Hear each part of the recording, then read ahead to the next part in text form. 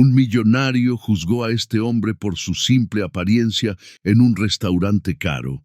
Las cálidas luces del restaurante más lujoso de Ciudad de México se reflejaban en las copas de cristal, mientras los camareros caminaban con paso ensayado, como si bailaran entre las mesas. Rocío, elegante con su vestido rojo, observaba discretamente cómo una risa arrogante rompía el silencio.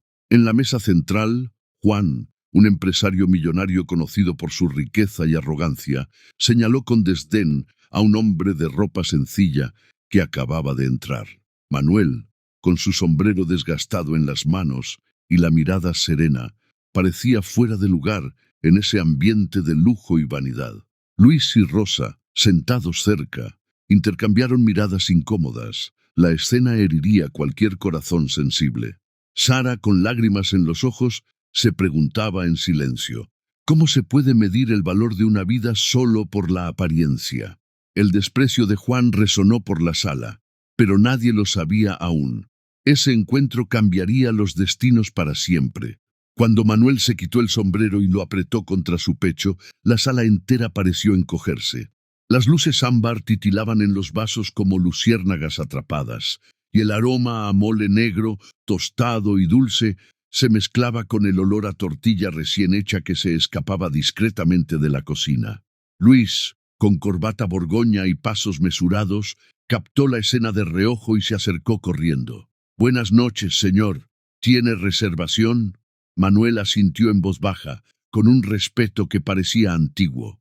«Me dijeron que preguntara por Rocío». El nombre se extendió por las mesas como un susurro curioso.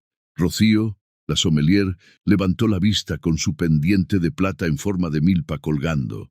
Antes de que pudiera llegar, la risa de Juan interrumpió el espacio. «¿Rocío? Aquí todos tienen reservación, menos los padrinos». Algunas cabezas se giraron, cómplices de la incomodidad. Otras, como Sara, se sintieron invadidas por una incomodidad difícil de digerir. Sara apretó los dedos en la servilleta. Sus ojos brillaban, no de ira, sino de una especie de tristeza aprendida al ver al mundo fruncir el ceño ante aquello que no entiende. Rosa, tras la cortina que separaba la cocina de la sala, observaba a través de las rendijas.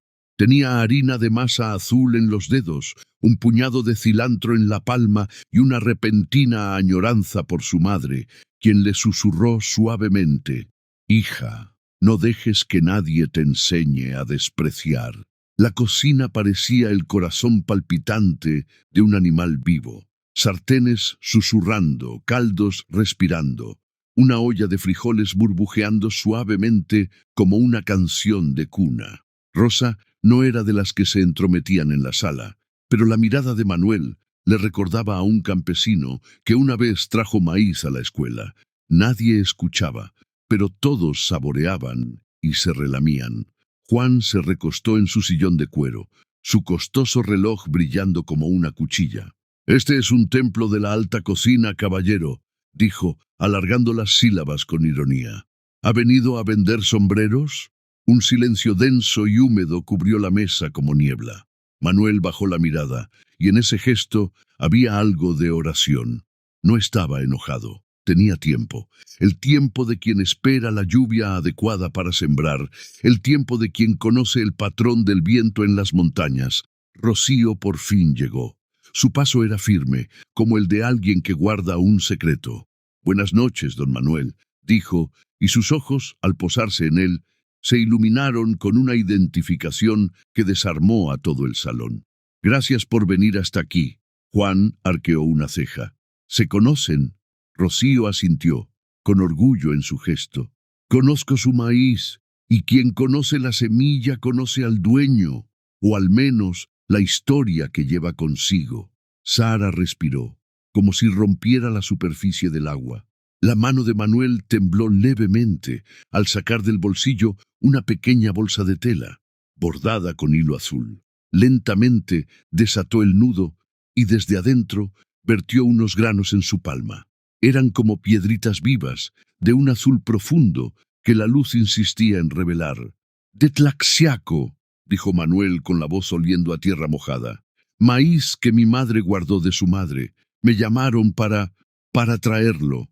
Luis apartó la mirada del reloj de Juan y posó la mirada en los granos, como si descubriera una constelación. Rose se mordió el labio.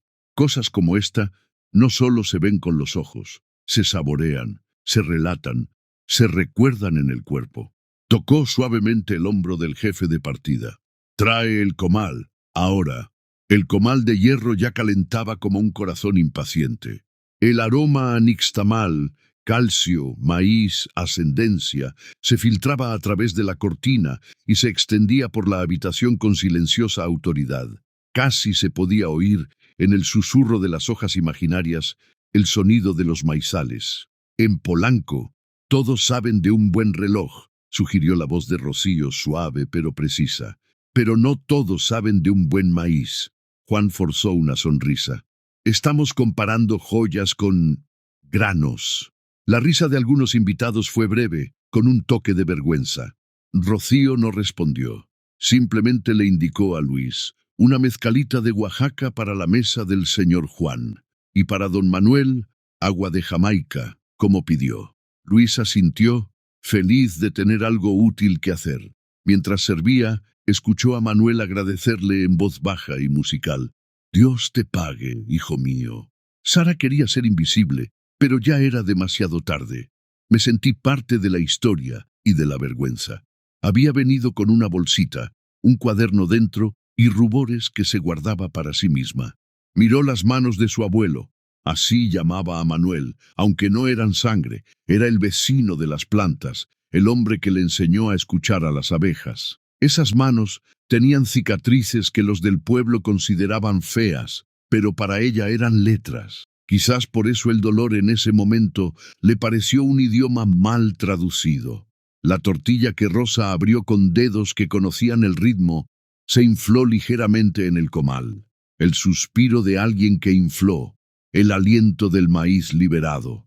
Se limpió la frente con la manga, untó una línea de mantequilla con sal de gusano y la cubrió con una hebra de mole que había reposado durante 3 días. Le hizo una seña a Luis con la mirada. El mesero comprendió. Llevó el plato primero a la mesa de Juan, como si la justicia se pudiera tejer en pequeños gestos. Cortesía de la casa, dijo. Un poco del maíz de don Manuel. Juan recibió el plato con una sonrisa que pretendía ser tolerante. Cortó un trozo preciso, casi quirúrgico. Al principio, su rostro no cambió. Al segundo algo vaciló, quizás un recuerdo, un patio trasero que tuvo de niño, que el dinero había cubierto de mármol. Se recompuso rápidamente. Bueno, concedió, pero no magnífico. Manuel sonrió levemente, como si preparara la tierra con una pala pequeña. Lo magnífico no es solo el sabor, señor, murmuró. Es la historia. Juan hizo girar su vaso. Las historias son baratas, lo raro es la ejecución. Rocío, en un gesto imperceptible, apartó el vaso 1 centímetro como para dejar espacio a un pensamiento. ¿Y si la ejecución fuera quien planta? Rosa misma trajo el segundo gesto. Una tetela triangular delicadamente doblada, rellena de quesillo y flor de calabaza, hecha con la masa azul de Manuel. La colocó en el centro, no en la mesa de Juan, sino en la de Manuel y Sara. Para los que vinieron de lejos, dijo con un brillo constante en los ojos. Sara le dio las gracias, con la voz apagada en un susurro. Gracias. Al morderla, sintió que algo se le abría en las costillas. Un consuelo que tenía que ver con la estufa de leña de la tía Leti, con las historias de Nuestra Señora de Guadalupe que su abuela susurraba en la madrugada, con las manos de Manuel plantando las rodillas en la tierra. El salón, antes un lugar de etiqueta, se convirtió en el escenario de un antiguo ritual. No se trataba de aprobación, sino de pertenencia. Alguien pidió una segunda porción de la tortilla azul. Otra mesa se preguntó en voz alta de qué estaba hecha. Luis, felizmente, comenzó a explicarlo con sencillez. La nixtamalización, ¿sabes? La cal transforma el grano, libera nutrientes. No había pretensiones, había verdad. Juan observaba, y su incomodidad tenía una raíz que le costaba identificar. Había crecido aprendiendo a moverse como quien vadea agua clara. Todo visible, todo bajo control. Ese maíz, sin embargo, era un río oculto. Lo que le irritaba no era Manuel, de hecho. Era la idea de que algún valor se escapara de la hoja de cálculo. Recordaba a su padre, albañil, que se quitaba el sombrero para hablar con cualquier gerente, y en casa cortaba tomates con la precisión de un cirujano. Recordó y arrinconó el recuerdo como quien barre migas bajo la alfombra. «Don Manuel», dijo Rocío en voz baja acercándose, «el chef está retrasado por el tráfico, pero me dijo, cuando llegue Manuel pruébalo, cuéntanos y cumple tu promesa». Manuel asintió, tan seguro como quien observa las nubes y predice granizo. «¿La promesa?», repitió Sara, curiosa. Rocío sonrió con ironía. «Que esta casa serviría un plato con tu maíz y tu nombre, y que no olvidarías agradecer a quienes guardan semillas cuando el mundo solo quiere brillo». Un zumbido recorrió las mesas, como el viento entre los maizales. Juan soltó una breve carcajada, pero esta vez sin público. «¿Le pondrán a un plato el nombre de un campesino?». Rocío lo miró con una amabilidad cautivadora. «De un guardián». La palabra resonó como una campana. Guardián. Sara sintió un orgullo que llegó sin pedirlo, calentándole los hombros desde dentro. Rosa, desde la cocina, removió el mole con calma y se susurró a sí misma, «que nadie robe lo que cultiva». Las manos de Manuel volvieron a abrir la bolsa. Tomó un puñado y con la delicadeza de quien presenta a niños, contó la historia de los granos. Estos salieron de una espiga terca. Resistió una plaga que muchos dijeron que era el fin. Casi me doy por vencido. Pero mi esposa, que Dios la tenga en su gloria, dijo, «Las cosas que valen la pena hablan en voz baja, hay que callar para escuchar». Sonrió con una tristeza que alegraba ver como una vieja fotografía. Guardé silencio, escuché, volví a sembrar. La habitación respiraba con él. Incluso los cuchillos del aparador parecían menos afilados. Luis, que estudiaba de noche y soñaba con abrir una fonda en el barrio de su madre, vio un temblor casi imperceptible en el rostro de Juan. «Piensa en tu padre», quiso decir, pero no lo hizo, porque nadie tiene derecho a preguntar eso. En cambio, se acercó con la mezcalita, explicó su origen, habló del espadín y el tobalá, y de cómo el maestro mezcalero observa el humo como quien lee las cartas. Juan escuchó sin querer oír. Su lengua estaba lista para el sarcasmo, pero su cuerpo, traicionándolo, se relajó. Afuera, un trío de mariachis afinaba, esperando a una pareja que quería una canción. En esta parte del pueblo, la tradición exigía pedir permiso para tocar. Caía una llovizna ligera, dibujando un mapa de vetas en las ventanas. Rocío se dio cuenta. Era una noche de señales. Recordó a su abuela en Puebla diciendo que algunas historias de amor no son sobre personas, sino sobre personas y cosas. Personas con maíz, con tierra, con mar. Se llevó la copa a los labios, no para beber, sino para ganar tiempo. Entonces, con una dulzura entretejida con valentía, se volvió hacia Juan. Si la belleza solo reside en lo que brilla, ¿por qué la noche nos conmueve más que el mediodía? La pregunta flotaba en el aire, sin exigir una respuesta inmediata. Exigía sinceridad. Juan dejó su copa. La habitación, discreta, esperaba. Manuel, en ese momento, esbozó una amplia sonrisa, como cuando la primera lluvia confirma que la apuesta por la semilla no fue una tontería. «Si quieres», le dijo a Juan, «mañana te enseño la milpa. Está cerca de la ciudad. No tienes que ir muy lejos para ver lo que hay en el fondo». La oferta permaneció allí, como una posibilidad.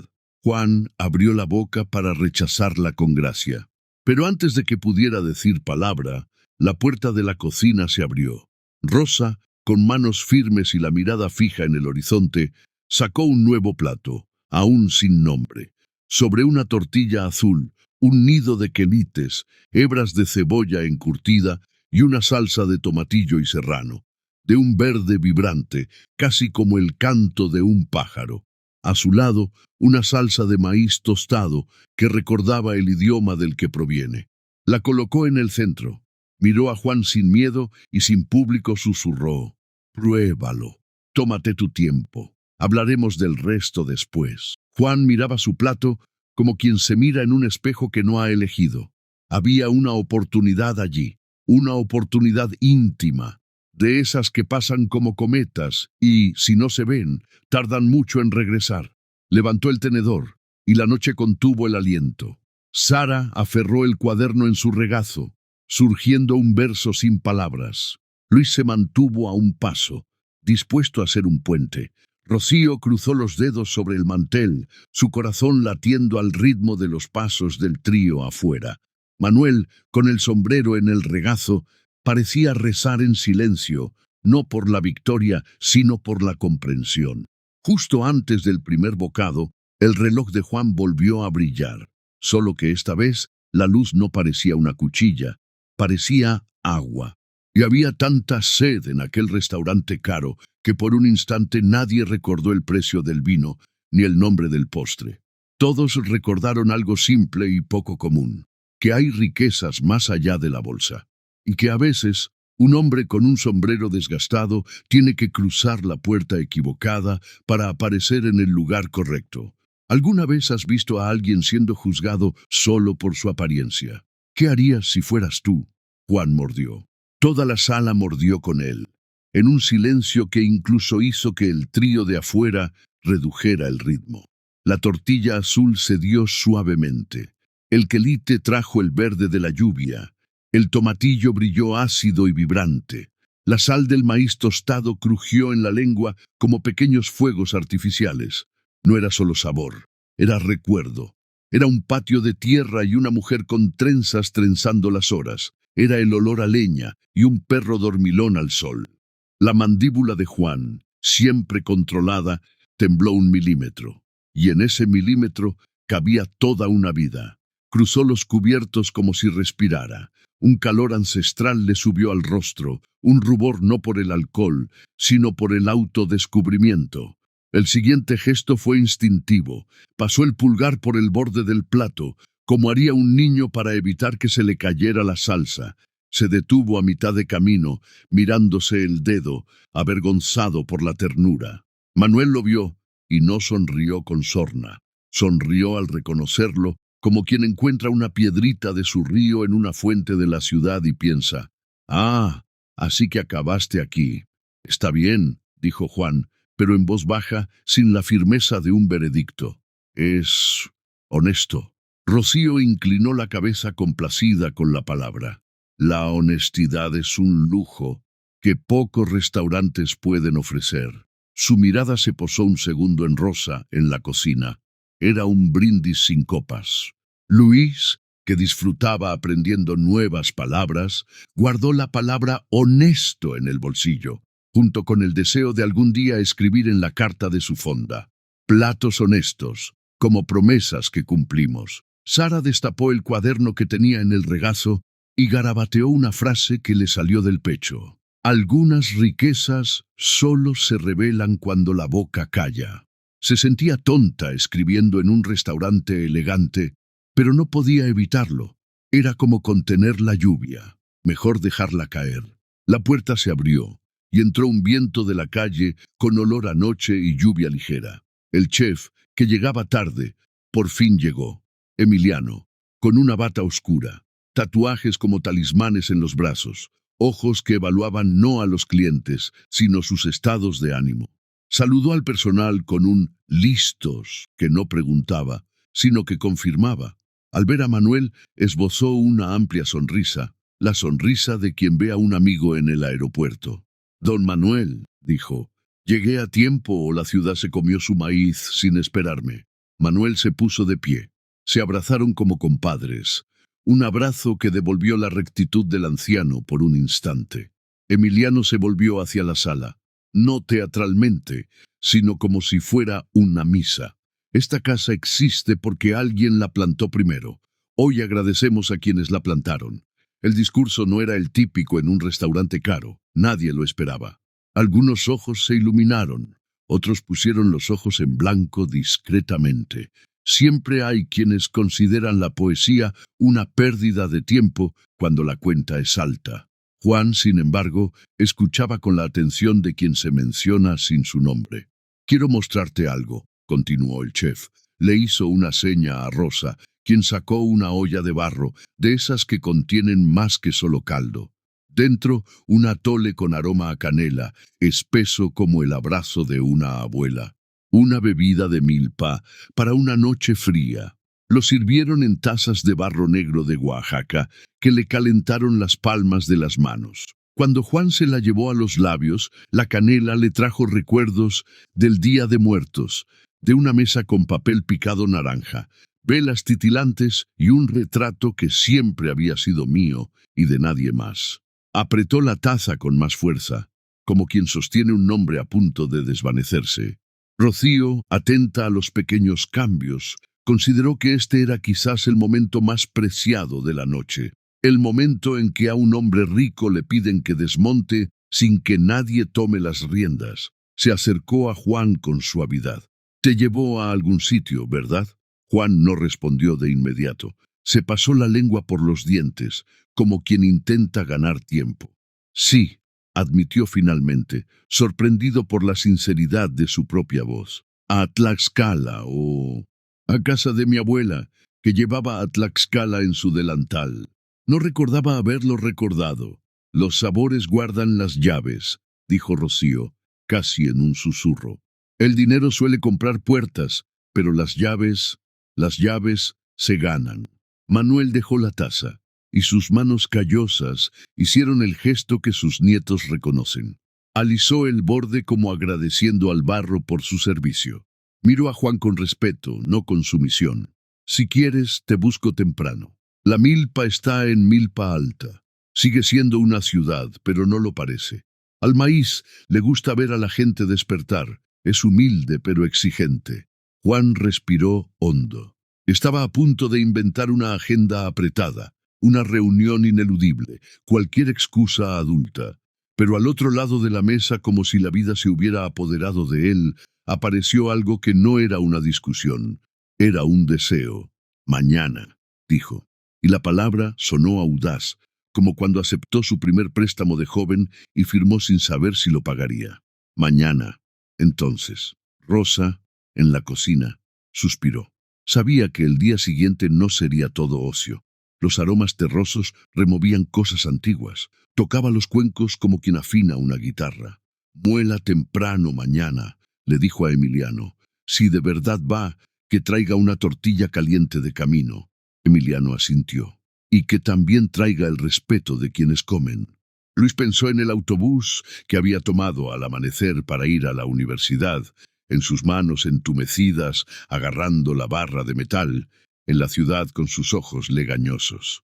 Imaginó a Juan, con zapatos caros, pisando lodo.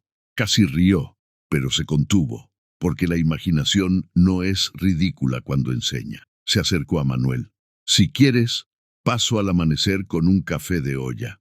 El camino es mejor con azúcar y canela». Manuel le tocó el hombro al chico. «Eres bueno, mijo.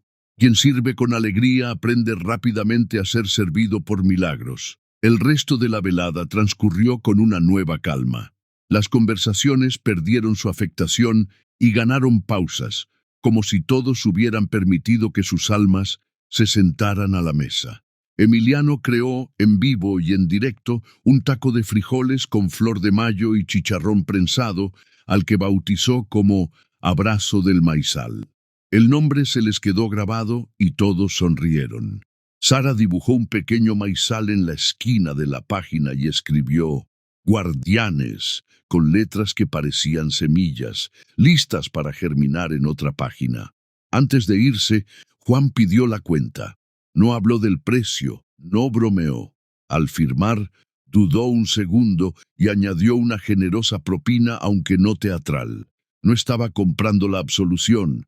Le agradecía a Luis por una molestia fértil. Le dejó su tarjeta.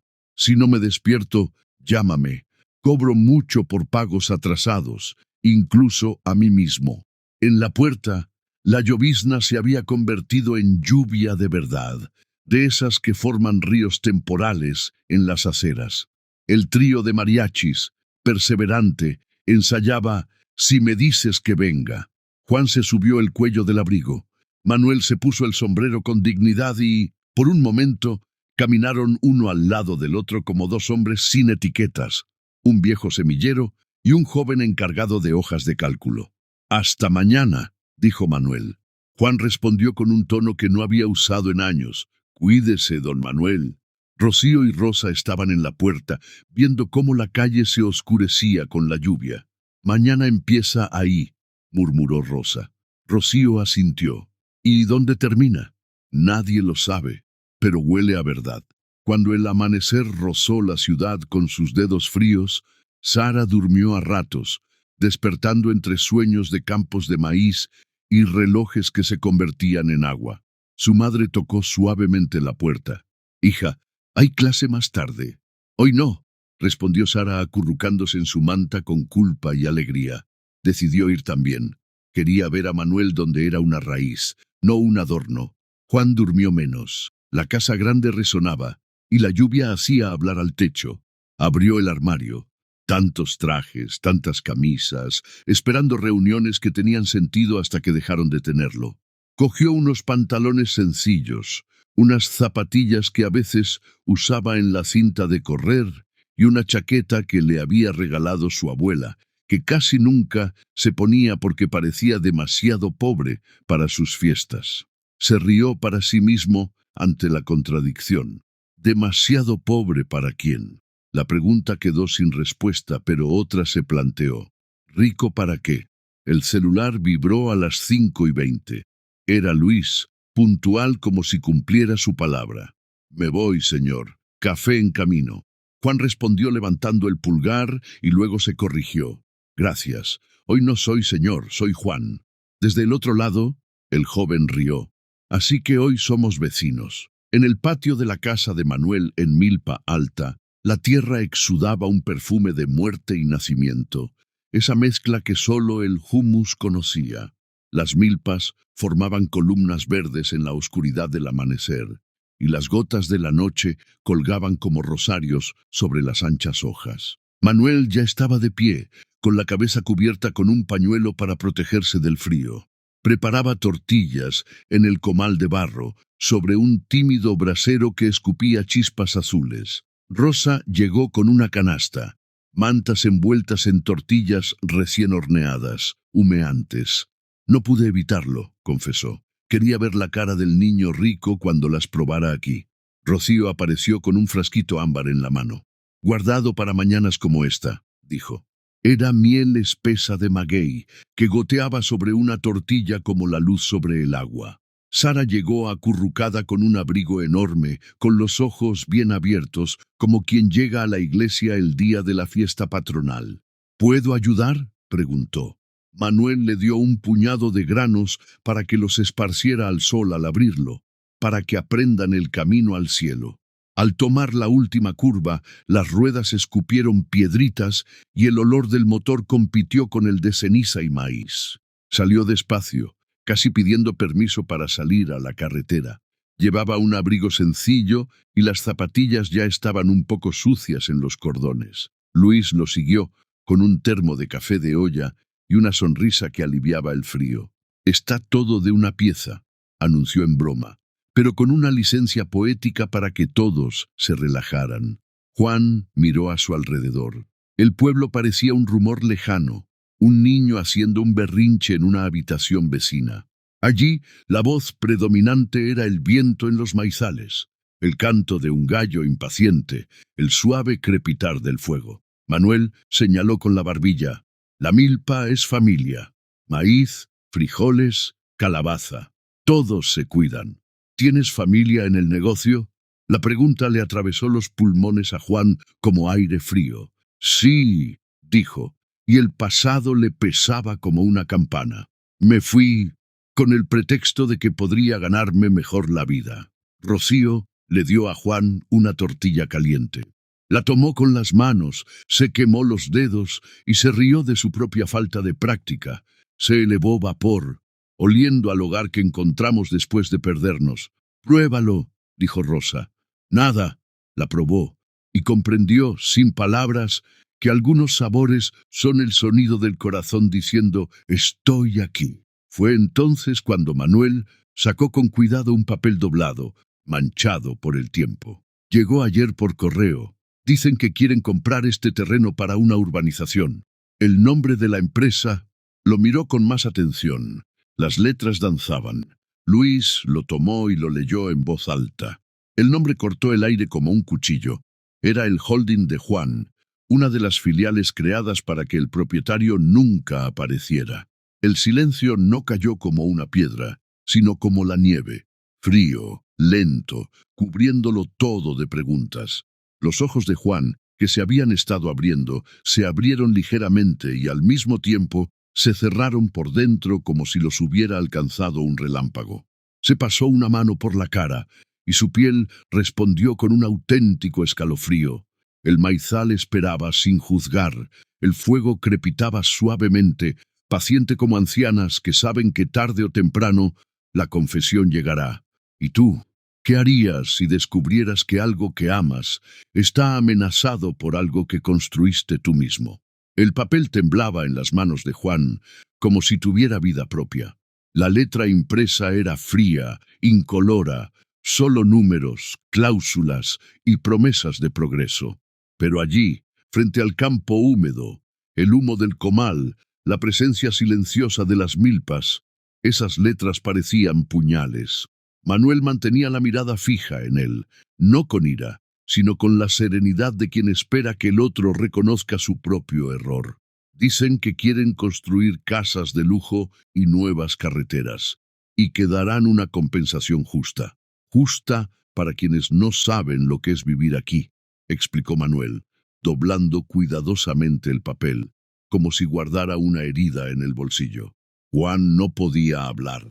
El corazón le latía con fuerza y la sangre le subía a la cara. Por dentro, era como si dos voces gritaran, la del empresario, que siempre le decía que el progreso no espera, y la del niño, que una vez había corrido por un patio similar, con olor a maíz asado en el aire, prometiéndole a su abuela que nunca dejaría morir a quien ella amaba. Sara observaba desde lejos, aferrada a su libreta.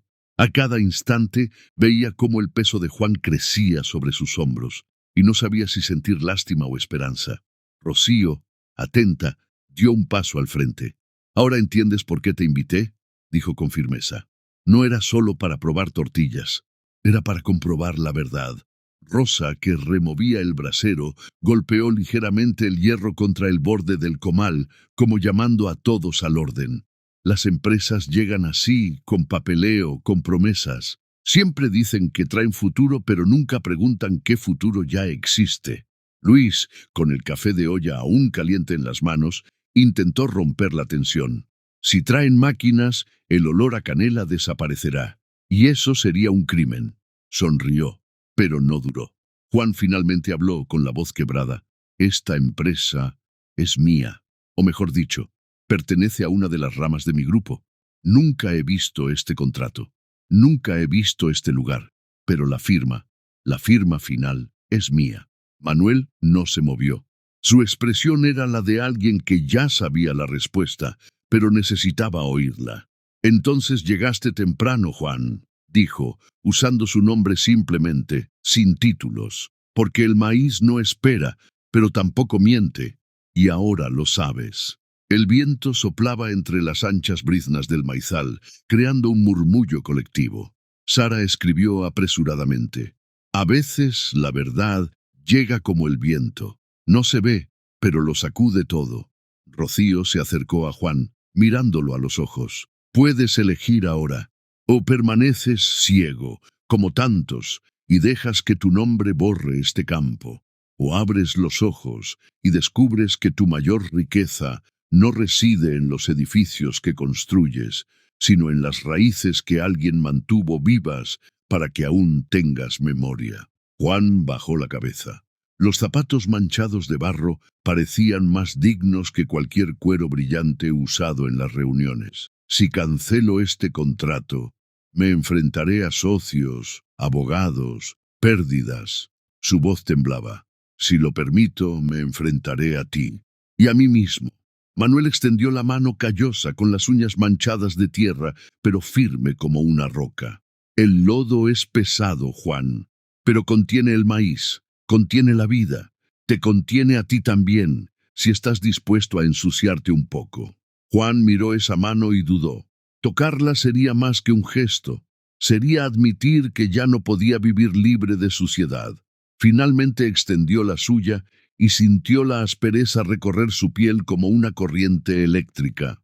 Entonces ven a verlo, dijo Manuel, llevándolo hacia las hileras de maíz. Cada tallo de maíz es una persona, y cada grano es un recuerdo. Si destruyes eso, no solo destruyes la comida, destruyes la historia. Mientras caminaban entre las filas, Sara los seguía en silencio como testigo.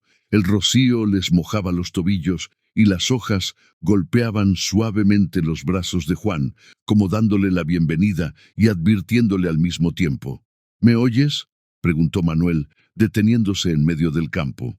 Juan se esforzó. Oyó grillos, pájaros, el viento. ¿Qué debería oír?, sonrió Manuel con suficiencia.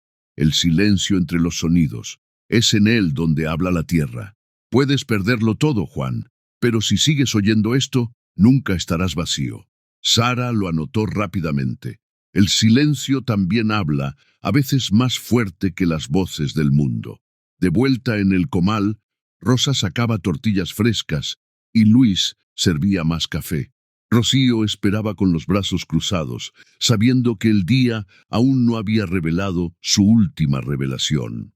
Juan regresó con Manuel, con los ojos húmedos. No había llorado, pero parecía haber sufrido algo. Si cancelo, arriesgaré mi puesto. Podría perder mucho. Puedes ganar más, respondió Rocío. La confianza de la tierra, la gratitud de quienes nunca olvidan. Y en ese momento, como si necesitara una sorpresa mayor, Sara levantó su cuaderno y leyó en voz alta un pasaje escrito a toda prisa. La riqueza no es lo que llena los bolsillos, sino lo que no cabe en ellos. Quien ahorra maíz, salva el futuro. Quien solo ahorra dinero, no ahorra nada. El silencio era profundo. Incluso el fuego parecía respetuoso. Juan la miró, a esa joven de ojos transparentes, y sintió un nudo en la garganta. Ningún abogado, ninguna sala de juntas podría responder a eso. Manuel se puso el sombrero con firmeza y dijo con una serenidad casi áspera: el maíz ya te ha llamado. La pregunta es, ¿escucharás o te taparás los oídos? Amaneció. El sol empezó a dorar las hojas y el dilema se hizo inevitable. Juan respiró hondo, mirando a todos. Mañana vuelvo a la ciudad. Voy a cancelar este contrato. Rosa sonrió, con los ojos llenos de lágrimas. Rocío solo asintió, pero el alivio la inundó como un mezcal caliente. Sara escribió: la esperanza nació del mismo terreno que la culpa. Pero Juan aún no sabía que detener ese contrato sería solo el primer paso, porque la pelea más grande aún estaba por comenzar. Y tú, si estuvieras en el lugar de Juan, ¿tendrías el valor de enfrentarte a todo y a todos para defender lo que es justo?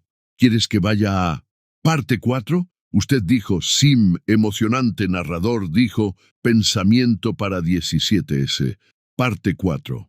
Al regresar a la ciudad, la lluvia había lavado los edificios como quien intenta lavar la culpa de una piedra.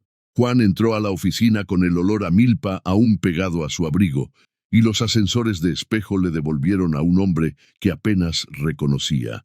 Su mirada menos dura, su boca menos entrenada para conquistar. La recepcionista lo saludó con el mismo impecable buenos días de siempre, pero escuchó un eco diferente, como si fuera: ¿te has cambiado? Subió en silencio, sintiendo su corazón latir al ritmo del comal, no al del reloj. En la sala de reuniones, la escena era un México diferente. Vidrio, acero, cápsulas de café. La junta ya estaba esperando. Hojas de cálculo proyectadas, catastros, plazos, multas. Un abogado delgado explicó sin pestañear: no podemos cancelar. El contrato está en su fase final. Cualquier retraso conlleva sanciones en cascada. Sinceramente, Juan, no vale la pena luchar. Otro director con una sonrisa como la de quien cree que el mundo es un tablero de ajedrez y es un desastre. Reubicaremos a media docena de familias y ya. No es monte, dijo Juan con voz tranquila y nueva. Es milpa, es comida y recuerdos. Y no se trata solo de un puñado de familias, es una red de vida. El equipo de marketing tosió incómodo. Con el debido respeto, esta narrativa es hermosa, pero nuestro público objetivo compra vistas, no recuerdos. Juan apoyó las manos en la mesa y por primera vez en años sintió la necesidad de desaprender el lenguaje que dominaba. No somos narradores. Basta. Ya. La sala se congeló. El abogado, con pluma didáctica, probó su última carta. Aunque insista, ya hemos presentado la solicitud de licencia. La agencia ambiental, digamos, ha sido sensibilizada. Las máquinas pueden llegar el jueves. Jueves. La palabra persistió. Hoy era martes. 2 días para que el hierro muerda la tierra. Juan tomó su celular y llamó a Rocío. Ya empezó. Al otro lado, ella entendió lo que no dijo. No corremos solos, respondió. Ven al restaurante esta noche, tejamos juntos. Colgó y respiró hondo, como quien bebe mezcal sin sal. Antes de irse, Juan dejó un sobre manila sobre la mesa. Aquí está mi decisión por escrito y mi firma para suspender. Quien desobedezca se enfrentará no solo a mi cargo, sino también a mi nombre. Un director rió a carcajadas, agresivamente. ¿Nombre? Juan lo fulminó con la mirada. El único que queda cuando se acabe el dinero. Al caer la tarde, la Ciudad de México cambió su gris por una luz naranja que siempre parece indulgente. Juan caminó hacia el restaurante. Necesitaba sentir la acera, los floristas, el ¿qué le doy? En las esquinas. En la puerta, Rosa lo esperaba con un delantal nuevo, bordado con mazorcas de maíz. Hoy comes como un luchador, le advirtió. Dentro, Emiliano había dispuesto una mesa larga, sin reservas ni jerarquías. Esta sala se convierte en una asamblea, anunció. Quienes tienen voz, sienten. Quienes callan, escuchan. Llegaron vecinos de milpa alta, mujeres con rebozos coloridos y ojos que sabían de paciencia. Llegaron estudiantes, medios independientes, un profesor de agronomía con las manos llenas de libros y callos. Luis trajo una caja de panfletos, sencillos y directos. La milpa es el hogar. Jueves, amanecer, vigilia. Sara, temblando por dentro, había traído su cuaderno y un letrero pintado a mano. El guardián no vende raíces. Manuel llegó con su sombrero y un fajo de papeles viejos. Escrituras ejidales, mapas amarillentos, una fotografía en blanco y negro de campos de maíz de la época de su bisabuelo. La tierra también tiene papeles, dijo, dejándolos como si fueran cartas sagradas. Un lugareño, el custodio de la capilla, trajo una pequeña imagen de la Virgen de Guadalupe con un rosario colgando. La colocó sobre la mesa y la habitación de cristal y acero olió de repente a velas y maíz. Rocío levantó su vaso de agua, ritualizando sin alcohol. Esta casa hoy da valor. Rosa trajo tamales de masa azul y un caldo de frijoles con epazote, alimento para vigilias, para viajes. Emiliano, con voz de mercado, dividió tareas. ¿Quién puede traer cobijas? ¿Quién habla con la prensa? ¿Quién tiene contactos en el Ministerio Público? ¿Quién conoce a un juez que aún recuerde el olor a tierra mojada? Una risa nerviosa estalló. No era ingenuidad, era energía. Juan tomó la palabra. Firmé la suspensión, pero la máquina no se detiene con el papel, se detiene con la gente. Yo estaré allí. El silencio que siguió no fue de escepticismo, sino de evaluación. Un hombre rico prometiendo despertar en el lodo. ¿Quién lo creería? Manuel lo salvó sin piedad. Si llegas antes del comal, demuestra que de verdad viniste. El cambio no se hizo esperar hasta la mañana. A las 10 de la noche, el profesor de agronomía que revisaba bases de datos dio la alerta. Alguien presentó una solicitud de patente para una variedad de maíz azul con propiedades idénticas a las de Manuel. Una multinacional con oficinas en Houston y Guadalajara. Emilio golpeó la mesa con la mano. Biopiratería. Los ojos de Rose se abrieron de par en par. ¿Acaso van a robar el nombre del maíz? Juan sintió que su culpa se transformaba en pura ira. Envíame los documentos. El profesor mostró la pantalla del portátil. Gráficos, términos técnicos, una fotografía de una mazorca de maíz azul casi idéntica a la de Manuel. Y al final, en los créditos del material genético, el acrónimo de una empresa socia proveedora del grupo de Juan. El nudo se tensó. El abogado que sonreía esa mañana tenía un nombre en el consejo asesor de la multinacional. Así que eso es todo, dijo Rocío en voz baja, a veces precediendo a un vendaval. No solo quieren la tierra, quieren su sabor. Sara cerró su cuaderno como un puño. No se llevarán lo que no plantaron. Luis, con la rapidez de quien ha servido mesas en un día ajetreado, organizó todo poco a poco. Hablaré con los periodistas independientes. Sara, publica el manifiesto con las fotos del milpa. Rocío, llama a tus amigos chefs. Haz ruido en la cocina correcta. Emiliano, prepara la comida para el amanecer. Rosa, ya sabes, el comal es un altar. Manuel respiró hondo. Y yo me mantengo despierto con la tierra. De madrugada, Juan regresó a casa solo para coger una mochila. De camino, sonó el teléfono. El mismo abogado. ¿Estás loco? ¿Sabes lo que está en juego? Juan se detuvo bajo un toldo, con la llovizna rozándole la nuca. Lo sé. Lo que está en juego es en qué nos convertimos cuando nadie nos ve. Colgó. Otro número. Un antiguo compañero con la voz melosa y venenosa. ¿Quieres hacerte el santo? Mañana por la mañana encenderé las cámaras. Quiero verte tumbado frente a mí.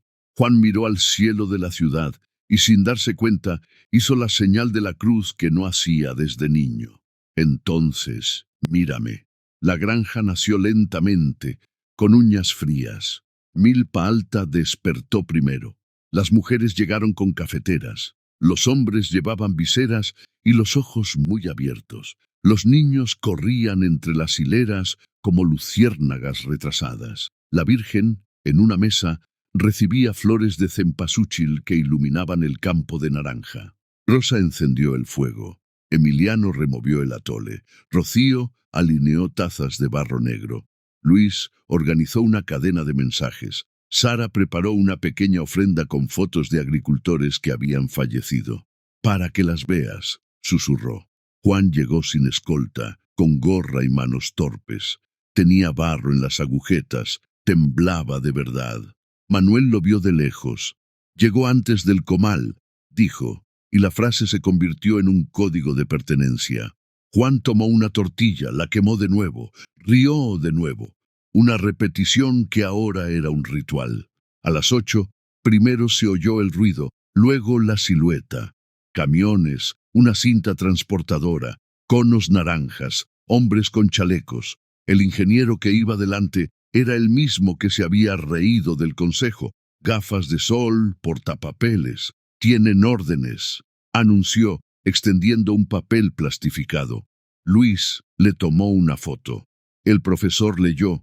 Irregular. Sello sospechoso. Firma apresurada. Se pasaron de la raya. Rocío apretó la mandíbula. Entonces, rompamos la barrera. La gente hacía fila a la entrada de la milpa. Mujeres al frente, con rebozos como banderas. Hombres detrás, con los brazos cruzados. Niños encaramados en lo alto de los arbolitos, con los ojos abiertos como platos. El ingeniero suspiró, molesto. Por favor, no lo compliquen. Nosotros lo compensaremos. Rosa salió de la cocina improvisada con un delantal de mazorca de maíz y le puso una taza de atole en la mano. Toma, déjame enseñarte el sabor de la palabra hogar. No bebió. Saquen a la gente. El conductor aceleró suavemente, el motor como un animal impaciente. Juan dio un paso, luego otro, hasta que estuvo frente a la máquina. Los trabajadores reconocieron el rostro, no el del billete, sino el de las portadas de las revistas. Murmuraron. El maquinista rió nervioso. Ah, entonces tenemos un espectáculo. Juan levantó la mano. Hoy el espectáculo es el que se echa atrás al darse cuenta de que se equivoca. El conductor, confundido, pisó a fondo. El ruido ahogó las voces. Fue entonces cuando Manuel entró en escena, con el sombrero bien puesto y la mirada fija, y se detuvo junto a Juan. Dos hombres, dos mundos, una línea. Si pasas me atropellas, dijo Manuel. No hubo una exhibición heroica, hubo una firmeza a la antigua. El conductor dudó. El ingeniero gritó. El campamento contuvo la respiración. Sara, con manos temblorosas, transmitió en vivo. Miles de personas la vieron. Los comentarios llovieron. No toques la milpa. Los guardianes no se venden. La tierra no se vende. De repente, una sirena. Dos coches oficiales, un fiscal con aspecto cansado pero erguido. A su lado, una mujer con gafas de pasta y un discreto crucifijo al cuello. Era un juez de turno al que Luis había contactado a través de un profesor. ¿Quién es el responsable?, preguntó secamente. El ingeniero hinchó el pecho. Tenemos orden. El fiscal arrancó el plástico y sorbió. Documento inválido. Investigación abierta. El juez levantó una hoja notariada. Medida cautelar. Suspensión de cualquier intervención hasta que se verifique la legitimidad de los títulos y el impacto cultural. El rostro del ingeniero palideció. Esto no se puede tolerar. Exactamente, dijo el juez. Lo dejarán en paz hasta que se sepa la verdad. El motor de la máquina se apagó. Como una bestia domada por el cansancio, la multitud no estalló en gritos, respiró hondo, como quien aprende a guardar la alegría para después. Rocío lloró en silencio. Rosa se apretó las mejillas con las manos untadas de masa, dejando una marca azul que parecía guerra y celebración. Emiliano abrazó a Manuel rápidamente. Luis, con el celular encendido, publicó las fotos, los documentos, los nombres. Sara, con la voz entrecortada, leyó una frase del cuaderno. Cuando la tierra habla, la máquina aprende a escuchar. Juan cayó de rodillas, no por el drama, sino por el alivio. Sintió las manos de Manuel sobre sus hombros, firmes como un tronco. Esto no ha terminado, advirtió el anciano. Volverán, con traje o bata. Juan asintió. Yo también volveré, con un buen abogado, con la prensa, con lo que sea necesario. Fue entonces cuando el giro reveló su cara más íntima. Rocío sacó un sobre pequeño y viejo de su bolsillo, con el sello roto. Encontré esto en los archivos de mi abuela, dijo, entregándoselo a Manuel. Él leyó despacio, con los ojos llenos de lágrimas. Era una carta de hacía décadas, de una mujer llamada Esperanza, agradeciendo a las semillas azules que salvaron a su familia durante una sequía. Al final, una firma que le hizo un nudo en la garganta a Juan. Era el nombre de su abuela. Ella, balbuceó Juan, conocía a tu familia. Manuel sonrió con entusiasmo. La milpa es familia, dije. Algunos lazos se olvidan, pero la tierra recuerda. El campo olía a celebración otra vez, no a una victoria a gritos, sino a un soplo de aire fresco. Rosa levantó la concha de atole. Coman. Mañana volvemos a la pelea. De fondo, alguien empezó tímidamente a cantar un cielito lindo que se convirtió en un swing, no en un himno. La Virgen, rodeada de cempasúchil, parecía sonreír. ¿Y tú? Te quedarías en la fila cuando la máquina avance. El día siguiente amaneció pesado, no por la lluvia, sino por lo que aún resonaba en cada uno de nosotros. La victoria en el campo había traído alivio, pero como todo respiro, se sintió como un breve intervalo. El teléfono de Juan sonaba sin parar. Abogados, socios, periódicos. Algunos lo llamaban traidor, otros héroe. Colgó, cansado, pero cada voz le dejó una cicatriz. En el fondo, no estaba seguro de poder afrontar lo que se avecinaba. En la sencilla casa de Manuel, el aroma del café tostado en olla calentaba la mañana. Sara garabateaba versos en su cuaderno, intentando traducir lo que veía. máquinas que retrocedían ante tortillas azules, un juez con un crucifijo frente a ingenieros. Rosa amasaba la masa como si rezara. Cada presión de sus manos era una súplica de fuerza. Rocío organizaba recortes de periódicos sobre la suspensión temporal, anticipando ya que necesitarían pruebas, argumentos, aliados. Emiliano repasaba recetas, murmurando: «La comida también es un arma, pero de paz». Luis, exhausto pero emocionado, revisaba los mensajes de su teléfono. «Mira, una universidad de Puebla quiere apoyar la milpa como patrimonio cultural. Piden entrevistar a don Manuel». Manuel se acarició la barba sin prisa. «Si quieren oír, que vengan al campo. El orador necesita sentir la tierra bajo sus pies». Pero no todos la apoyaron. Esa misma tarde, Rocío recibió un correo electrónico con un lenguaje educado pero mordaz. «Si sigues asociando tu restaurante con este activismo, perderás proveedores, clientes y reputación. La neutralidad es lo único que vende». Respiró hondo y le mostró el mensaje a Rosa, quien simplemente respondió: «La comida sin alma mata más rápido que el hambre». Al mismo tiempo, Juan se enfrentaba a otro ataque. Uno de sus socios, Salvador, apareció en su ático con una sonrisa venenosa.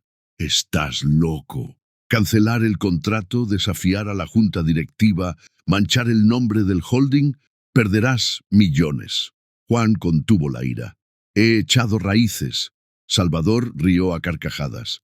«Las raíces no pagan las cuentas, amigo, ni los sueldos, ni los abogados». Se acercó bajando el tono.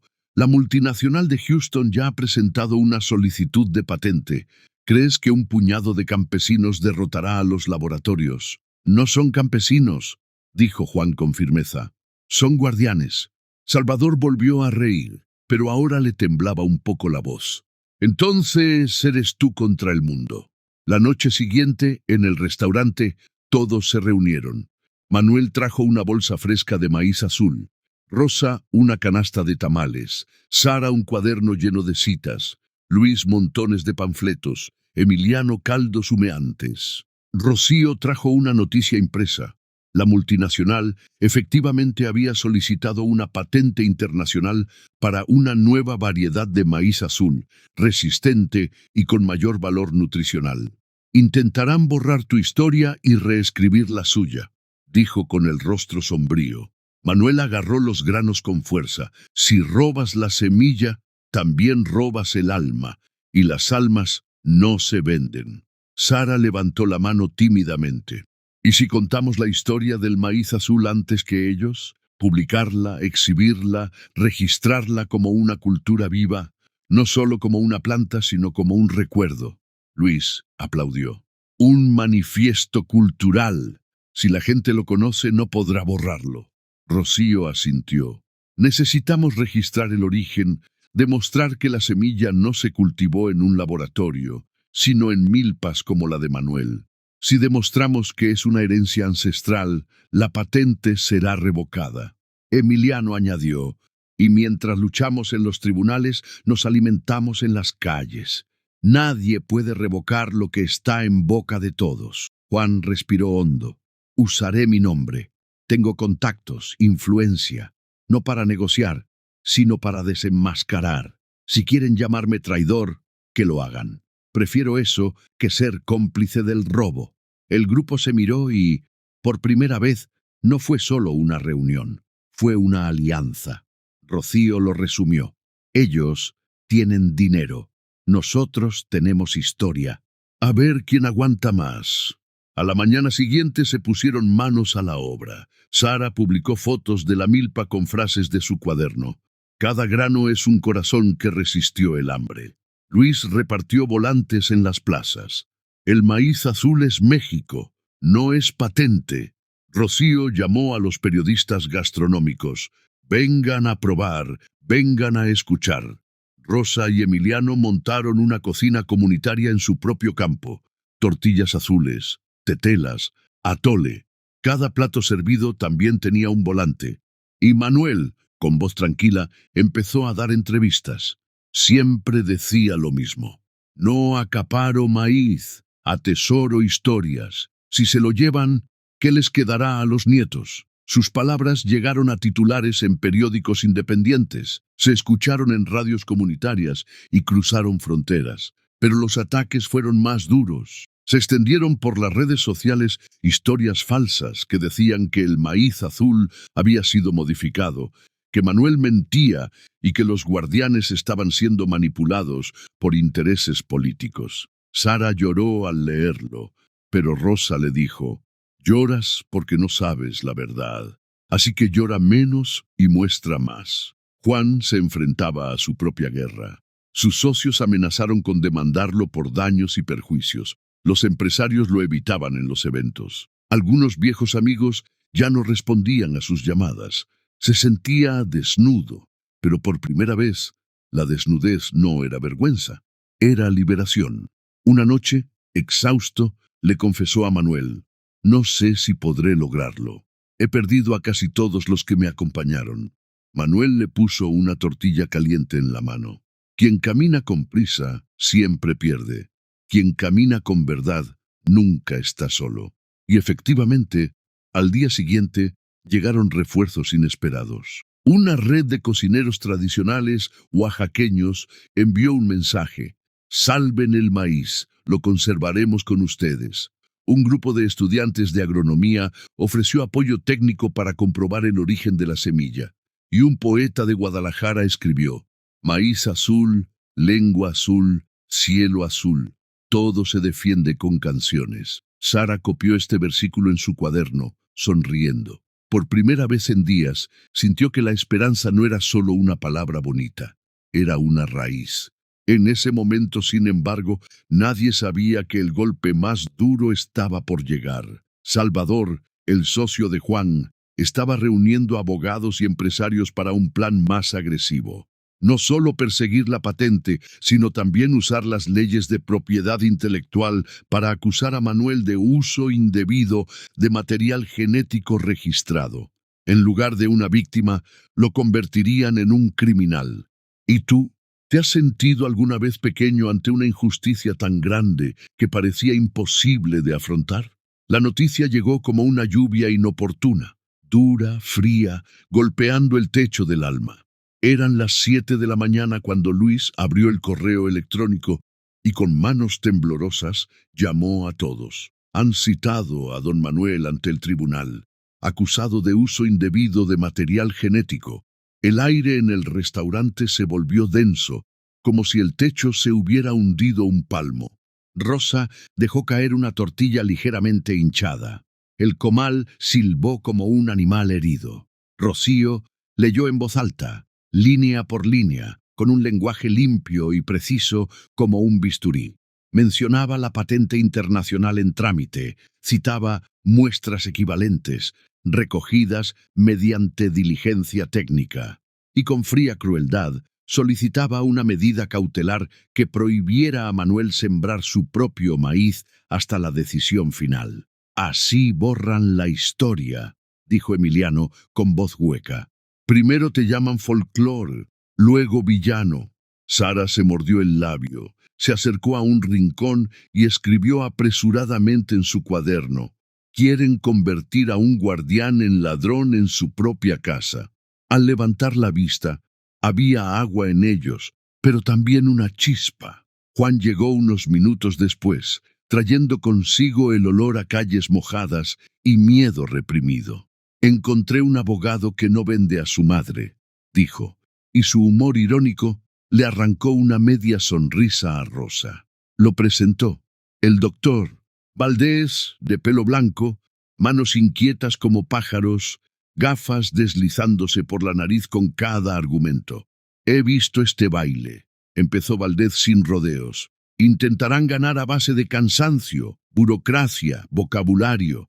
Necesitamos unir 3 frentes: técnico, cultural y espiritual. Técnico para demostrar el origen, cultural para registrar las garantías, espiritual para recordarle al juez que la tierra también es un altar». «¿Espiritual?», preguntó el profesor de agronomía intrigado. Valdés asintió. No hablo de misa, hablo de significado. Un juez que comía tortillas en el regazo de su abuela no interpreta el caso de la misma manera. Necesitamos que vuelva a comer, aunque sea solo con la memoria. Manuel guardó silencio un momento, con la mirada fija en una mancha de aceite que parecía un mapa en el suelo. No le temo al juicio, dijo finalmente. Le temo al miedo. El suyo es grande y compra mucho. Rocío le puso la mano en el brazo. Luego vendemos otra cosa. Testimonios. Emiliano golpeó el caso sobre la olla de frijoles, marcando el ritmo. Y hambre. La ciudad tiene mucha hambre. Esa tarde, Valdés les pidió que recopilaran evidencia de campo. Fotografías de semillas almacenadas en botellas de vidrio, cuadernos antiguos con fechas de cosecha, testimonios grabados de personas que recordaban el maíz azul antes que cualquier laboratorio. Los estudiantes de Puebla llegaron con lupas, cámaras y etiquetas. Trabajaron como abejas, gentiles e incansables. Uno de ellos, de piel oscura y manos como de guitarrista, le pidió a Manuel que repitiera la historia de la plaga resistida. Mi madre decía que las cosas valiosas hablan suavemente, repitió, aún más suavemente. El estudiante lo anotó, y la pluma pareció sembrar. Juan, en la oficina, libraba otra guerra. Salvador, su compañero, le restallaba las palabras como un látigo. No tienes ni idea de lo que haces. Esta patente vale millones. Y ahora, con la historia del campesino, también vale reputación. Perderemos ambas. Juan apoyó las manos en la mesa de cristal. Si perdemos dinero para salvar las apariencias, me dormiré. Si perdemos prestigio para ganar dinero, me pudriré. Salvador sonrió con ironía. Pues púdrete, pobre hombre. Y se fue, llevándose consigo una fría brisa del pasillo. Por la noche, el restaurante se convertía en laboratorio y capilla. Rosa colgaba papel azul triturado sobre su mesa de trabajo, como pidiendo una bendición. Rocío organizó una exposición improvisada con recortes, fotos y un hilo que conectaba historias. Parecía un caso policial, un caso del corazón. Sara pegó la frase de su cuaderno en el centro. Quien solo ahorra dinero, no ahorra nada. Alguien tomó una foto. Se hizo viral. Días después, la primera audiencia. El juzgado olía a desinfectante y a prisa. Juan se alisó la chaqueta con sencillez, como se había prometido. Manuel entró con el sombrero en la mano, quitándoselo antes de la puerta, como si entrara en casa de alguien. El respeto es un lenguaje que siempre ha hablado. Rosa llegó con una olla de barro envuelta en tela, para luego cuando me arda la garganta de tanto hablar. Rocío traía documentos y un rosario en el bolsillo izquierdo. No para hacer milagros, sino para recordarle que el tiempo tiene capas. Sara, con su libreta, parecía una escriba paralela, anotando lo que el lenguaje jurídico no puede comprender. Al otro lado, un traje oscuro, corbatas más caras que la lluvia de mayo. El abogado de la multinacional solo sonrió con las comisuras de los labios. Nuestro cliente reconoce la importancia cultural, pero el avance científico, interrumpió Valdés con mordaz amabilidad. La cultura no es un adorno del progreso, es un cimiento. El juez, el mismo de turno que había detenido la máquina, hojeó los documentos con ojos que ansiaban algo más que sellos. Señores, convénzanme de dos cosas. ¿Quién es el dueño de esta semilla y quién tiene derecho a decidir su futuro? Manuel respiró hondo. Dueño, repitió buscando la palabra con dedos invisibles. Dueño, la milpa es familia. Yo soy su guardián. La semilla también me protege. El abogado de la empresa mostró gráficos, cromosomas dibujados como estelas de luz. Habló de mejoras, optimización del rendimiento, seguridad alimentaria. Valdés sonrió con la sonrisa de quien siente que su oponente se aleja de la tierra. Señoría, dijo, le ruego que me permita presentar pruebas vivientes. La jueza enarcó una ceja. ¿Vivas? Asintió Valdés. Entraron dos mujeres de milpa alta, con el cabello atado con flores, cargando un pequeño altar portátil, una fotografía antigua, una mazorca de maíz azul, un puñado de tierra en una calabaza y un cuaderno desgastado. Este es el cuaderno de campo de la familia de don Manuel. 11 cuadernos en total, desde 1963. Fechas de siembra, fechas de lluvia, fechas de plagas, fechas de festivales y un registro de intercambios de semillas con la abuela de Juan. La sala respiraba de otra manera. El abogado de la empresa torció la boca, molesto por el olor a tierra que parecía emanar de la calabaza. La jueza hojeó el cuaderno como si tocara una reliquia. «Aquí», dijo, mostrando una página amarillenta, «hay una nota. Maíz azul guardado para tiempos de escasez». Miró al abogado de la otra parte. «¿También patentan la escasez?» El hombre se ajustó la corbata. «Nuestra solicitud se basa en variaciones obtenidas en el laboratorio mediante técnicas de reproducción dirigida». Valdez soltó entonces su serena bomba. «Curioso, porque recibimos de una fuente anónima un expediente interno de esta empresa que muestra muestras recolectadas en Milpa Alta sin consentimiento, muestras idénticas a las que ahora se llaman mejoradas. Su señoría, hemos solicitado un peritaje, y hasta entonces la nulidad provisional de la solicitud de patente». La sala, por un instante, olvidó su propia cortesía. Se oyó un murmullo. La jueza golpeó el mazo con suavidad, pero firmeza. «Se realizará un peritaje, y hasta entonces nadie impedirá que don Manuel sembre lo que sembraron sus antepasados. Medida cautelar concedida». Las palabras cayeron como lluvia de alegría. Rosa apretó la olla de barro contra su pecho. Sara lloró descaradamente. Manuel cerró los ojos, moviendo los labios en silencio. Oración o gratitud, ambas son parecidas. Juan exhaló un suspiro que había contenido desde su nacimiento. Afuera, en la escalinata del juzgado, se congregaron los periodistas. Luis, colocando los micrófonos como bandejas, preparó el escenario. «Hable, don Manuel». Miró el horizonte de la ciudad, luego a los ojos de la gente. «No sé cómo hablar en términos difíciles. Solo puedo decir que la semilla tiene rostro humano. Quien tiene rostro, tiene historia. Quien tiene historia, tiene derechos». Un hermoso silencio se apoderó del hormigón. La alegría, sin embargo, no llegó sola. En la fila de autos, Salvador se apoyó en Juan, con un aliento amenazante y sin olor. «Felicidades, ganaste una ronda. Ahora prepárate, vamos a atacarte por el flanco. Auditorías, investigaciones, titulares, te vamos a desangrar». Juan lo miró como quien contempla una temporada que ya pasó. «Haz lo que tengas que hacer, yo haré lo que debo». Salvador inclinó la cabeza, una reverencia invertida, y desapareció. Esa noche, el restaurante volvió a ser un hogar. Rosa abrió la olla de barro, caldo de pollo con maíz azul, cilantro aromático, tiernos trozos que le recordaban el abrazo de una tía en invierno. Para recuperar la voz, Emiliano trajo pan de elote, húmedo, dulce, con ralladura de limón. Rocío sirvió agua de Jamaica con poca azúcar. «Seguimos mañana». Valdés, quien evitaba la poesía de profesión, se rindió al milagro de la mesa. «Sabes lo que haces. Yo solo abro camino escribiendo». Juan se quedó hasta tarde lavando platos con Luis, un gesto de expiación y pertenencia. «No lo necesitas», dijo el chico. «Yo sí», dijo Juan, con una humildad que le sentaba bien. «Necesito recordar que la riqueza que importa cabe en una palma enjabonada». Al llegar a casa, la puerta aún olía a pintura nueva y soledad. Sobre la mesa, otra carta, sin remitente. La abrió con cuidado. Dentro, una vieja fotografía sepia de dos mujeres juntas en una milpa.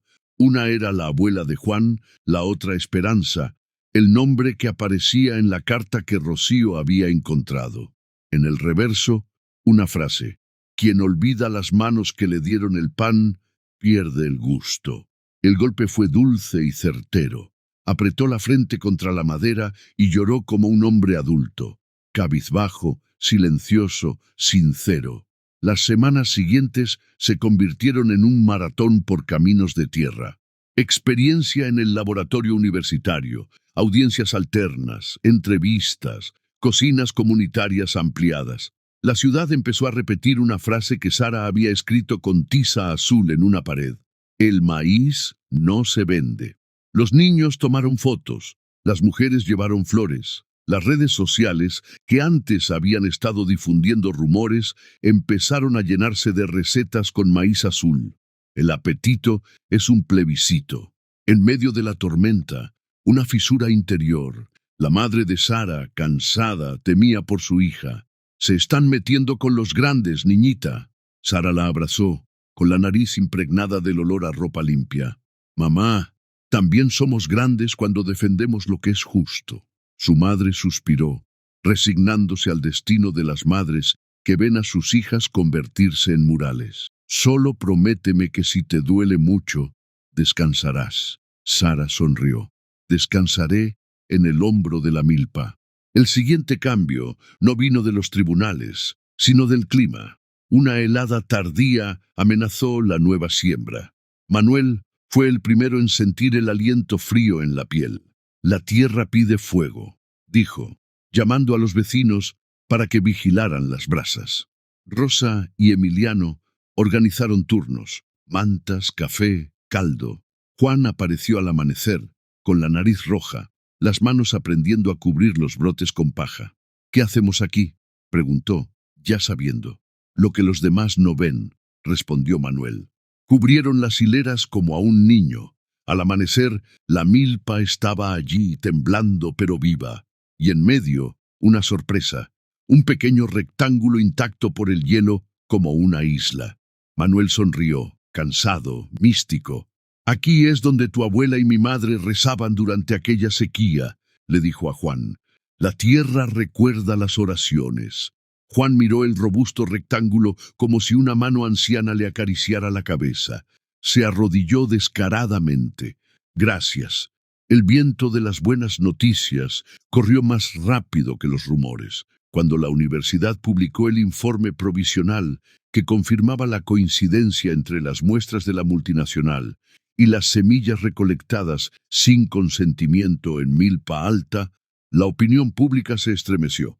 El juez programó una audiencia para la semana siguiente. Valdés trajo los documentos, pero también un consejo. Ya se les ocurrirá otra cosa, siempre tienen otra baza. Todos se miraron con la valentía de quienes han aprendido a respirar bajo el agua.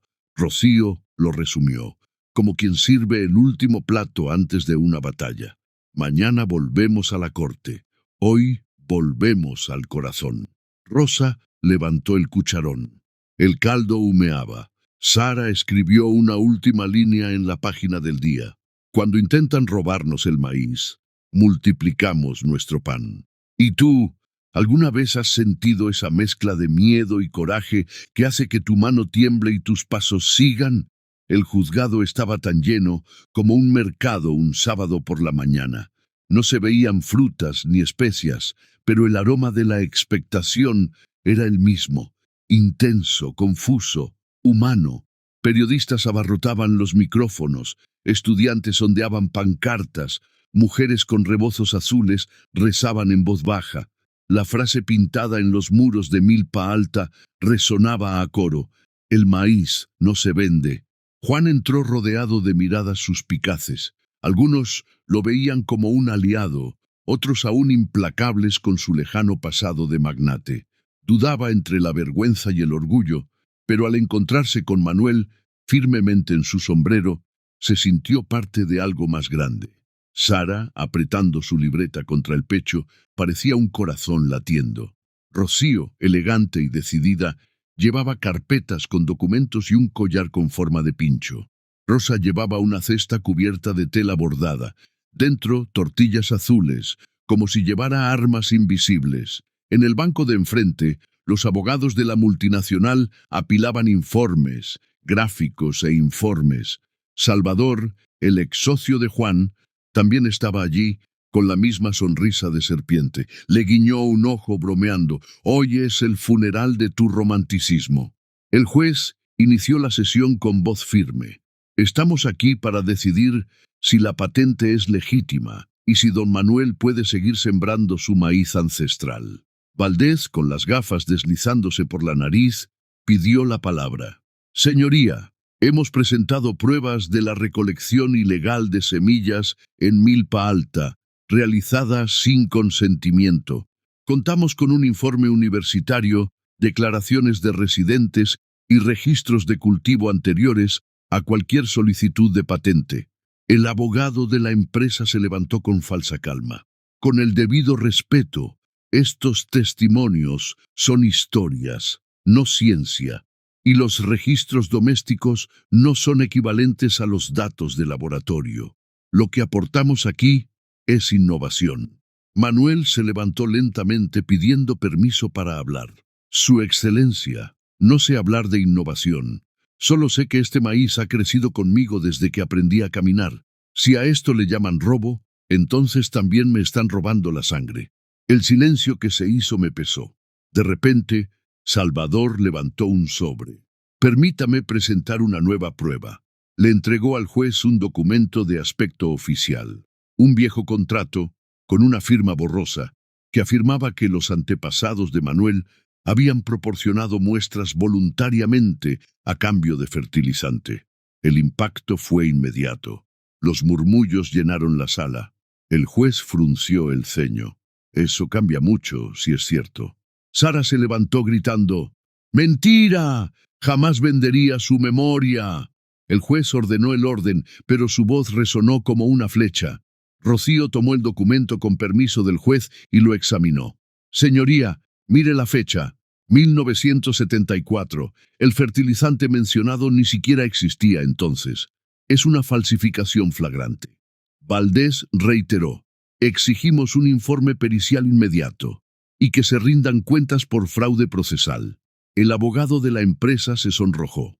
Salvador fingió indiferencia, pero el sudor en su frente lo delató. El juez aplazó la audiencia unos minutos. Durante la pausa, Rocío se acercó a Juan. No van a parar, ¿sabes? Juan asintió con los ojos pesados. Y yo tampoco. En el pasillo, Manuel respiró hondo. Sara le tomó la mano. Abuelo, no dejes que borren lo que eres. Le acarició el pelo. Mientras escribas, mijita, nada se borrará. De vuelta en la sala, la jueza leyó su fallo provisional. Dada la sospecha de falsificación y el informe existente, suspendemos el trámite de la patente hasta la investigación final. Don Manuel puede seguir cultivando. La sala estalló en aplausos apagados, abrazos y lágrimas. Rosa lloró sobre su cesta de tortillas. Emiliano, que observaba desde atrás, murmuró, «Hoy la cocina le ganó a la caja fuerte». Pero Salvador se acercó a Juan mientras salía. «¿Crees que has ganado? Revocar una patente es fácil. Quiero verte enfrentarte a los bancos que sostienen tu imperio. Te destruiré financieramente. Te dejaré sin nada». Juan lo miró, cansado, pero sin miedo. «Si me quedo sin nada y se quedan con el maíz, seguiré siendo más rico que tú». Esa noche en el campo hubo una celebración improvisada. Tamales, música de guitarra, niños corriendo entre milpas a la luz de las velas. La Virgen de Guadalupe recibió flores de cempasúchil. Rocío brindó con agua de Jamaica. Hoy defendemos el pasado, mañana sembraremos el futuro. Sin embargo, un secreto aún no se había revelado. Al final de la fiesta, Manuel llevó a Juan aparte. Le entregó una antigua caja de madera. Dentro, cartas amarillentas atadas con una cinta azul. «Son de tu abuela a mi madre. Ella vino a la milpa, aprendió a guardar semillas. Siempre decía que su nieto tendría que recordar algún día». Juan las abrió con manos temblorosas. Las cartas lo confirmaban. Su abuela y Manuel habían compartido las mismas mazorcas de maíz, los mismos cuidados. No eran solo aliados casuales, eran una familia milpeña, unida por generaciones. Juan lloró como un niño. Nunca me lo dijo. Manuel le puso la mano en el hombro. Sabía que la tierra lo diría cuando fuera el momento oportuno. Y esa noche, bajo el cielo estrellado de Milpa Alta, Juan comprendió que esto no era solo una batalla legal o política. Era una herencia. Era una vocación. Y el precio sería alto. ¿Y tú? ¿Aceptarías perder todo lo que construiste para honrar un legado que solo descubriste tarde? El amanecer caía de un azul intenso sobre Milpa Alta cuando la noticia rompió el silencio. Una camioneta oscura, sin placas visibles, había sido vista subiendo por un camino lateral hacia la milpa de Manuel. Luis recibió primero el audio de un amable mototaxista. Van por atrás, con antorchas y combustible. La frase se les clavó a todos como una piedra en un lago. Rocío se aferró a su collar de púas. Rosa corrió a buscar cubetas, trapos, cualquier cosa que pudiera convertirse en agua. Emiliano empujó la estufa al patio. Sara abrazó su cuaderno, un arma frágil y tenaz, mientras Juan, con zapatillas deportivas y respirando entrecortadamente, contestó el teléfono. «Doctor Valdés, hemos llamado a la policía y a la prensa. Venga cuando pueda». Manuel no corría, caminaba. Su paso, antiguo y seguro, tenía la gravedad de una oración. «No combatimos el fuego gritando más fuerte que él», dijo mientras formaba a los vecinos. «Cortamos el viento». El grupo oscilaba entre el miedo y la furia. «Sin heroísmo», suplicó Rosa con voz firme. «Un héroe solo se convierte en noticia triste». Luis organizó la cadena de cubos, como si creara una coreografía salvadora. Emiliano mojó paños para cubrir las antorchas por si se acercaban demasiado. Rocío llamó a 3 chefs influyentes y a 2 periodistas que sabía que llegarían pronto. Sara respiró hondo y escribió: «Si vienen como la noche, seremos el amanecer el uno para el otro». Las luces de los intrusos aparecieron como ojos de animales en la oscuridad. 4 hombres con el rostro cubierto y botas pesadas, uno de ellos con bidones de gasolina en la mano. «Quítense del camino, campesinos», gruñó el primero. La palabra escupida quiso acallarse, pero se topó con rostros que habían aprendido a quedarse quietos. «¿Quién les paga?», preguntó Juan con la garganta ardiendo y sereno. «¿Quién les paga?», respondió el hombre riendo. Y por un segundo la frase se convirtió en una daga. Juan tragó saliva, pero no se echó atrás. «Entonces hoy renuncio a ustedes». Al verterse el primer galón, un chorro de agua golpeó la mano del hombre, proveniente de Rosa con la puntería de quien nunca falla la sal. «Aquí, quien la enciende es el santo o la estufa», dijo ella sin temblar. El intruso avanzó y fue retenido por los paños húmedos de Emiliano. Manuel dio un paso al frente sin violencia, con la autoridad de quien es una verdadera raíz. «Tienes madre, una madre que soplara velas de cempasúchil en el Día de Muertos, una madre que se convirtiera en ofrenda algún día. Entonces, no toques su comida en llamas». Uno de los hombres dudó. El recuerdo le atravesó la máscara como un cuchillo en el papel. El jefe insistió. «Vamos». Fue entonces cuando las sirenas rasgaron el amanecer. La policía llegó en 2 coches, junto a un coche compacto que transportaba a periodistas de Rocío. Y en un instante, la noche cambió de manos. Los intrusos corrieron, pero uno de ellos resbaló en la tierra mojada y cayó cerca del rectángulo donde la escarcha no había tocado semanas atrás. Manuel se acercó a él, no para golpearlo, sino para evitar que se levantara y cometiera alguna estupidez. El chico levantó la vista y sus ojos oscuros reflejaban más miedo que malicia. «Hijo mío», murmuró Manuel sin pensar, y el chico se puso rígido, como si no hubiera oído un nombre cariñoso en mucho tiempo. La policía los separó, las esposas frías crujiendo como hielo. Los periodistas filmaron, las luces tiñendo de blanco las hojas del maíz. El fiscal que había ayudado a detener las máquinas apareció, con la ropa despeinada y los ojos encendidos. «Serán acusados de intento de daño al patrimonio cultural», dijo, «y de formar una pandilla».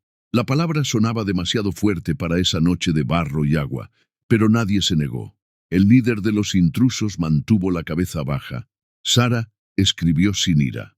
«Cuando solo quedan contratos fantasma, el trabajo se convierte en apagar incendios con las manos». Con el peligro contenido, la ciudad amaneció. El sol atenuó el azul tras la colina, y con él el miedo. Luis trajo café de la olla con las manos temblorosas de alivio. Rosa sirvió tortillas calientes y cada bocado se sintió como una firma colectiva. Estamos aquí. Rocío abrazó a Manuel rápidamente, como agradeciéndole sin palabras. Emiliano miró al cielo y dijo: hoy cocinar es devolver el nombre del mundo. Pero el día llegaría y se cobraría su precio, como toda luz exige sombra. En la audiencia final, programada con urgencia debido al intento de sabotaje, la jueza entró con la expresión cansada de quien ha trasnochado muchas noches.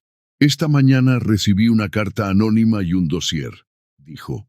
En él, extractos bancarios que vinculan a la multinacional y a un director del grupo de Juan con la financiación de actividades subcontratadas, incluyendo actividades de persuasión sobre el terreno. Toda la sala se volvió hacia Salvador. Sonrió de nuevo por un segundo.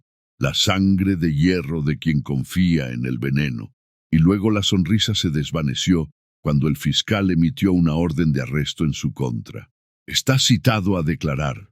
Juan no miró a Salvador con triunfo. Lo miró con lástima. Quien pierde el rumbo pierde la paciencia. ¿Quién envió al juez?, se preguntó. Y la respuesta llegó con pasos cortos. Una mujer con un rebozo gris, el cabello recogido, un sencillo crucifijo en el pecho. Yo, dijo. Era doña Petra, quien cuidaba la capilla de Milpa Alta. Pensaban que no sabíamos leer números. Aprendemos cuando nos quedamos sin pan. Le entregó otra hoja de papel. Una vieja fotografía de la empresa del padre de Salvador, destruyendo una milpa en Tláhuac en los años 90. La historia cobra su precio, resumió. Valdés presentó el informe final de la universidad. La secuencia genética del maíz azul de Manuel era compatible con variedades ancestrales presentes en registros etnobotánicos mucho antes de la existencia de la empresa. Y además, dijo, ajustándose las gafas, hay evidencia de recolección no autorizada registrada por un empleado subcontratado. Solicitamos la nulidad definitiva de la patente y la presentación de una demanda por biopiratería. La abogada de la multinacional, con voz entrecortada, intentó una última carta. Innovación.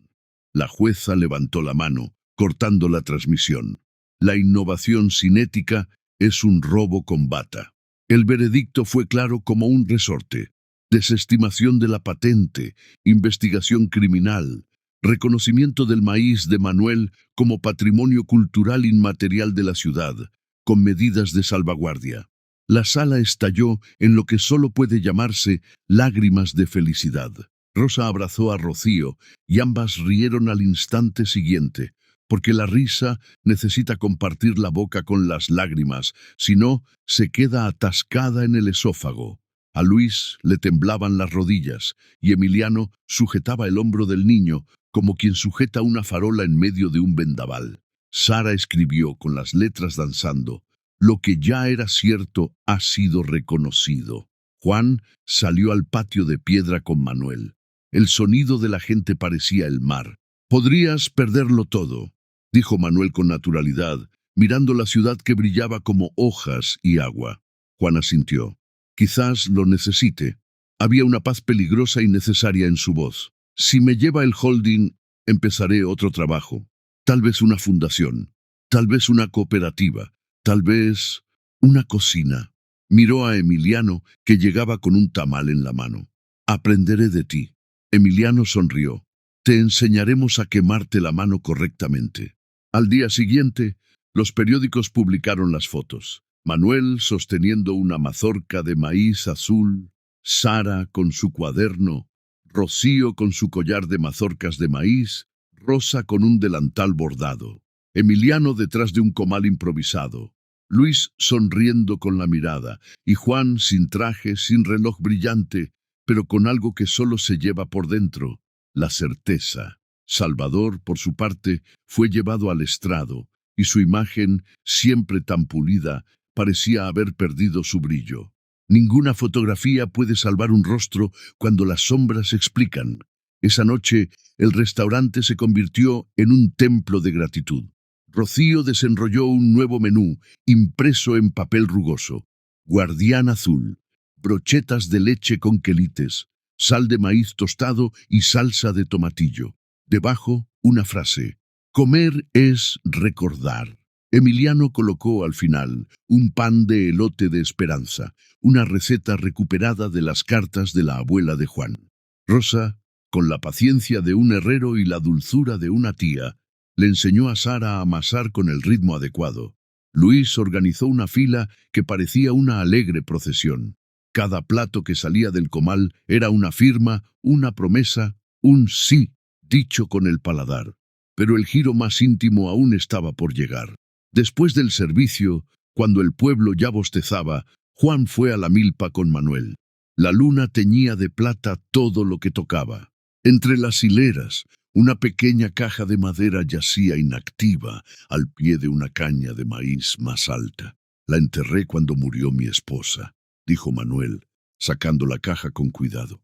Aquí guardé las últimas semillas que tocó. Las guardé para un día de verdad. Abrió la caja. Dentro estaba la pequeña bolsa de tela azul, bordada con delicadeza. Juan, con dedos temblorosos, tocó el bordado. Era la misma línea curva que aparecía en las cartas de su abuela. Ella bordó la primera, dijo Manuel. Tu abuela, mi esposa, aprendió de ella. Ahora, sostuvo la bolsa entre sus dedos de barro y se la entregó a Juan. Ahora es tuya. Quédatela, plántala o distribúyela, pero no la escondas. Juan sostenía el pequeño peso que pesaba más que cualquier contrato. Lloró, y la milpa se inclinó, como si acallara las lágrimas de un amigo. A la mañana siguiente, comenzaron a hacer lo que el poder teme: multiplicarse. En lugar de almacenar semillas en una vitrina, reunieron a agricultores de diversas regiones, cocineros con velas encendidas y estudiantes con cuadernos llenos. Crearon un banco comunitario de semillas, abierto y activo, sin caja fuerte y con un calendario de intercambios. El nombre cobró vida por sí solo: Esperanza Azul. No había marca, solo una promesa. No había patente, solo compartir. Juan abrió una cuenta aparte con lo que le quedaba y donó el primer fondo para fundar la cooperativa. Transporte, almacenamiento y una escuela de milpa para los niños de la ciudad. Perdió sus trabajos, perdió sus invitaciones a fiestas con servilletas de lino. Ganó manos para lavar platos, oídos para contar historias, ojos que lo veían sin el cristal del escaparate. Al pasar por el distrito de oficinas de gran altura, sintió que el asfalto ya no se le pegaba a los zapatos. Un domingo despejado, organizaron una gran ofrenda en el campo. Fotografías de los que pasaban, velas, papel picado, pan de elote, tetelas, mezcal. Rezaban antes de beber. La Virgen estaba en el centro, entre mazorcas de maíz azul. Cada uno dejó algo en el altar. Rosa, el delantal bordado de su madre. Rocío, su collar de mazorcas de maíz. Emiliano, el primer cucharón que usó para revolver mole. Luis, la bandeja de su primer trabajo. Sara, el cuaderno con las citas del día. Juan, el reloj caro que por última vez brilló antes de yacer en el altar como si volviera a convertirse en arena. Manuel finalmente dejó su sombrero, para que la sombra llegue a más gente. Al ponerse el sol y competir las velas con la tristeza y la alegría, cantaron suavemente un cielito lindo sin escudos, solo aliento. Y la lección llegó como un suspiro tras las lágrimas.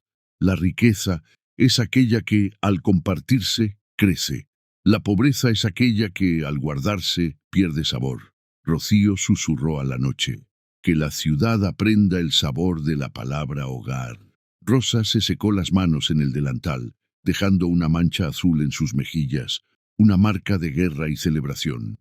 Emiliano sonrió con la mirada. Luis respiró hondo, por primera vez en meses, sin miedo a despertar. Sara cerró el cuaderno y en esa página la frase no necesitaba tinta: el maíz no se vende.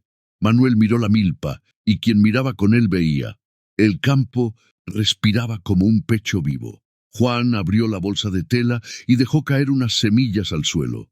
Sembraré contigo, dijo. La frase era más una costumbre que una promesa. Manuel asintió. Siembra, Juan. Siembra sin miedo. Se agachó, las cubrió con tierra y se ensució los dedos, y esbozó una sonrisa sencilla, la primera que no necesitaba demostrar nada a nadie.